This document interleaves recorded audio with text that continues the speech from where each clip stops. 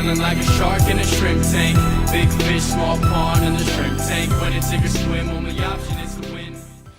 Welcome to the post-show wrap-up of the Houston Shrimp Tank Internet Radio Show. I'm your host, Daniel Goodwin, and joining me in the studio today, we had Mr. Grant Crowell. Say hello, Grant. Howdy. Hello. Hey, he had a great interview, and we also have Dr. John Newbold. Dr. John Newbold is with the Sam Houston State University College of Business. He works closely with Jamie Collins of the Entrepreneurship Degree Program and Chip Matthews over there, so shout out to those guys. This is our first show back from the new year, and you're going to want to download a complete replay of the show at houston.shrimptankpodcast.com. Don't forget our shows are on the iTunes now, so you'll be able to get those. So we did a deep dive today with Grant on his story, his journey of being an entrepreneur.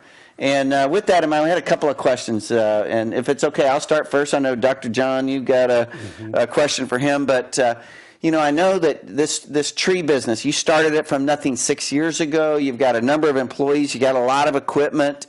And from the conversation in the interview, you didn't really sell your soul going into debt. You bootstrapped it to some degree. You got a little bit of – tell us how you kind of got in a capital-intensive business without having to give away half your company or take on a massive amount of debt. Yeah. When we first got started, I was able to get a loan with the bank.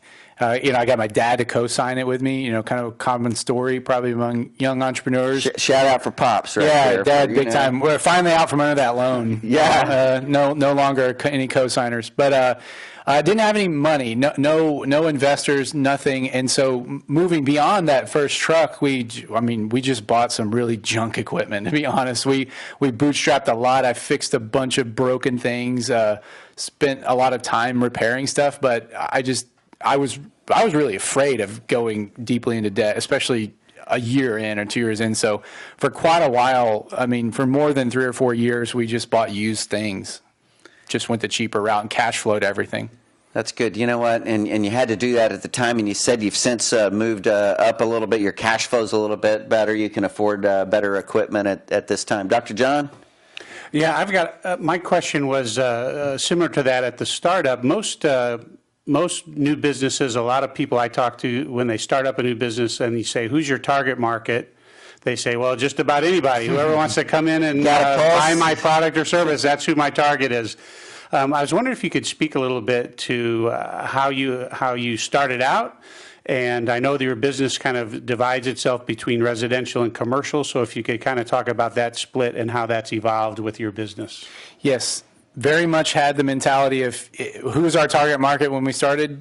People with trees. We're a tree trimming company. Everybody. I was trying for everything, very broad swath. As time went on, I realized needing to focus. Some people just want a deal I can't afford to do, right? Some people are really crazy about what they expect, or maybe there's something that is beyond my capabilities that I shouldn't focus on. So recently, we've been a lot more focused on commercial than residential. That's just how it's shaken out for us.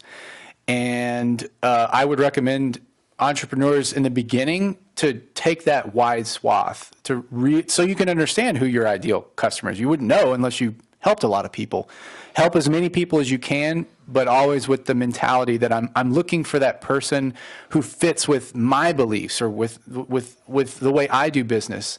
Not trying to compete with your clientele on being the best, or your competition on being the best. Compete on being unique.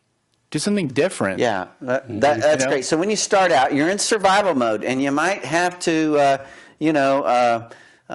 do business with a lot of people that may not be your ideal client. But through that, there's a distillation process, and once you know who your ideal client is, you should shift all of your energy and effort towards attracting those sorts of clients. Doesn't mean that you may not work with some other people. It's just who do you expend energy and effort trying to attract. So one of the things we got into in your interview, which, by the way, I thought it was a fabulous interview, we talked about you going to Texas A&M University. You got your education as an arborist, and you worked in the industry.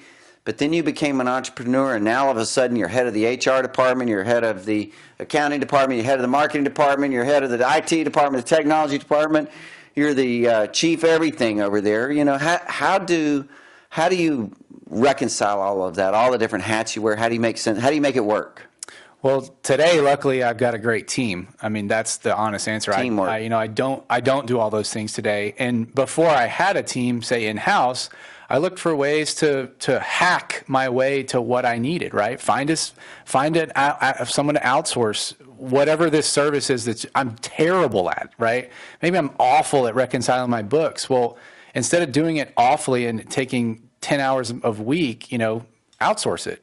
Find somebody to help you and pay a little bit of money to bridge the gap. That's, you know, you're not going to be able to wear all the hats. Just flat out realize you're not that good. I'm not that good. That's a great answer. And a common mistake for entrepreneurs is that they become a bottleneck to their own business. And if you're not willing to let go and you're not willing to find and identify and empower leaders in your company, I got to tell you, one is a very small number. And you've certainly, you actually went deep in how you found people that you trusted, that you had relationships with, that and you guys developed a lot of their skills and expertise, and you put a real team together. We're excited about your story, Grant, and I'm excited to know that you're in the community here, and that I've got somebody to reach out to. So with that in mind, our listeners that wanted to learn more about your company, the Urban Foresters, and you personally, how do we get in touch with you? Yeah, I would just call the office. The number is 855-255-5212, or go to houston-treeservice.com. Okay, so you have it there. It's been a great show. You can download the entire podcast at houston.shrimptankpodcast.com. I want to thank you both for coming on the show. Dr. John, thank you for coming on. This is our first show in January of 2017.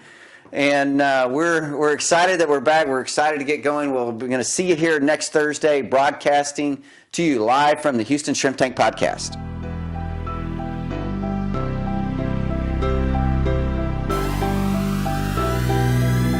I've been feeling like a shark in a shrimp tank.